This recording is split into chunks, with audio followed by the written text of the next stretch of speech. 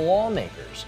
More families coming forward now, furious that they can't find their loved ones. Headstones at a Hamden cemetery, and fired up too because they feel the mayor there is giving them the runaround. But some state lawmakers saw our report and are listening to the many complaints. News 8's Erin Logan is live in News 8 Control tonight with the response she's gotten. Erin? Sonia, Darren, from phone calls, emails, even letters exchanged back and forth from lawmakers, people are clearly upset about the condition of State Street Cemetery, but there is some confusion on the current state law over who is responsible. And it won't take much work on the part of the mayor and part of the town of Hamden. I just don't understand it. Neither does Sherelle Douglas. She had this to say 2 weeks ago. Looks disgusting. It's frustrating. Both Douglas and Tom Morrissey have had major issues trying to spend quiet time with their loved ones at State Street Cemetery because no one is paying attention to its condition. I thought the WTNH story was a motivating factor for a lot of people because I received a number of phone calls that night and that morning.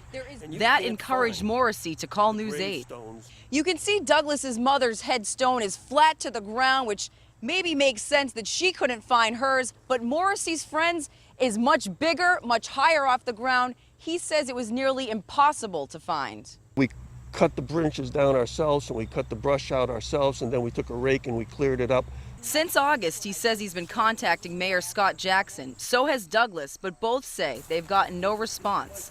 Morrissey says he cited the state law regarding neglected and abandoned cemeteries. It says in part, the selectmen of such town may annually cause such burial ground to be cleared of weeds, briars, and bushes. He says he even mentioned House Speaker Brendan Sharkey's willingness to take a closer look at the law and come up with a more comprehensive approach in solving a statewide problem. The mayor said to me, that best not happen. That best not happen. He refused to acknowledge that this town had any responsibility. We spoke to Mayor whatsoever. Scott Jackson on September 30th. He said he was looking forward to working with the state. Since then, we've tried to follow up and do an interview, but he hasn't returned our calls. This cemetery could be dignified once again for people who come to see their loved ones.